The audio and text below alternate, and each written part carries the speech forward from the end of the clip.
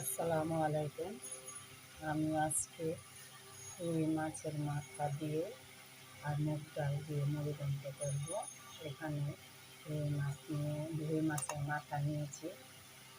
পুরোটাই মানে মেন যে শক্তটা ওটা নেওয়া হয় না, আর বাকি সবগুলো নিয়েছি। তার সাথে দিয়ে দেবো মুগ ডাল।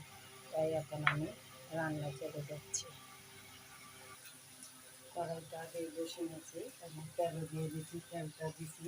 তার মানে আমি এই যে মাথাটা একটু হলুদ আর লবণ মাখিয়ে নিয়েছি, এটা আমি এখন হালকা ভেজে নিব। তেলটা গরম হয়ে গেছে, তাই আমি মাথা টুকরোগুলো অল্প অল্প করে দিয়ে দিলাম। মাথাটা একটু ভেজে নিলে স্বাদটা ভালো লাগে। আমি সব মাথায় মাছগুলো দিয়ে দিব, ভেজে নিচ্ছি।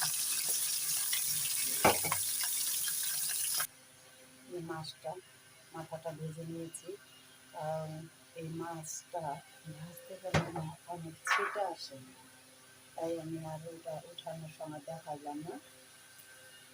এখন আমি আরও একটু পরিমাণে তেল দিয়ে দিব।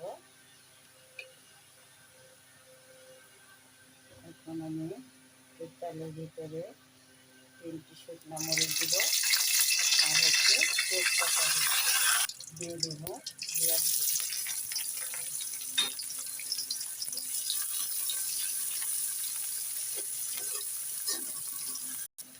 পেঁয়াজটার মধ্যে এখন দিয়ে দেব আদা আর রসুন বাটা।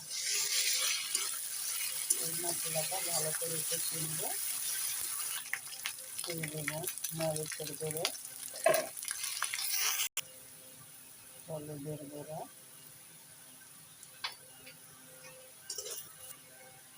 জিরা গুঁড়ো, ধনিয়া গুঁড়ো। এখন আমি একটু পানি দিয়ে ভালো করে মশলাটা কষিয়ে নেব।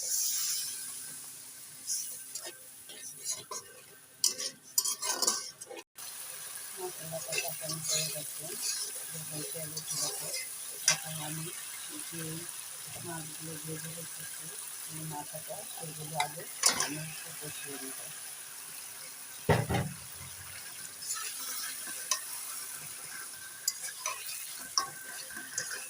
এখানে একটু অল্প পরিমাণে পানি দিয়ে দেবো।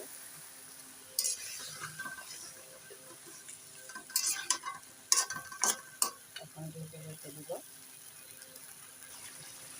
দেখুন মাছটা কষানোর মধ্যেই যে কাঁটাগুলো কেটে গেছে, এখন আমি কাঁটাগুলো বেছে বেছে দিয়ে ফেলবো, কারণ এই কাঁটা রাখার জন্য মানে হয় না।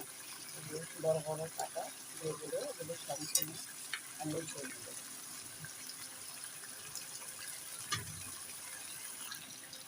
দেখুন কাঁটাগুলো অনেকটাই বেছে ফেলে দিয়েছি। এখন আমি মুগ ডালগুলো দিয়ে দেবো।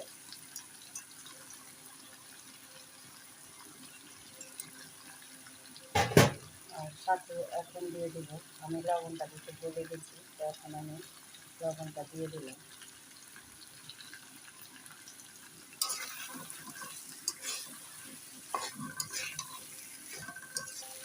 দেখুন ডালটা ভালোভাবে ভেজে কষিয়ে নিলাম। এখন আমি পরিমাণ মতো পানি দিয়ে দিলাম। পানিটা দিয়ে দিলাম, এখন আমি এটা ঢেকে রেখে দেব।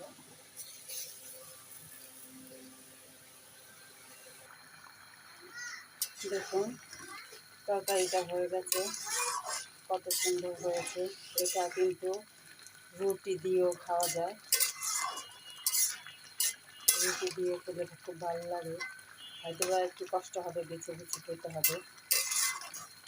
এখন আমি একটু এখানে ভাজা জিরা, এই জিরাটা আমি দিয়ে দেবো। জিরাটা দিলে তার জিরার ফ্লেভার আসে, খুব ভালো লাগে। জিরাটা দিয়ে দিলাম।